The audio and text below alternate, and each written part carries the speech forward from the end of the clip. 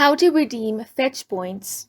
Hi guys, welcome to our channel. Let's begin. First of all, head over to Play Store or App Store and search for Fetch app. Once you install Fetch application, log into your account. Then, in order to redeem the point, tap your point balance in the top right corner of your screen to open the rewards page.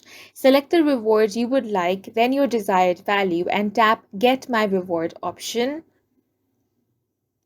If this is your first reward, only $10, $25, or $50 reward are available. After redeeming a reward, $3 and $5 options will unlock for future redemptions. Now you will have to wait 72 hours for your reward to process. You will receive a notification when your reward is ready to use. Go to My Rewards to access your reward.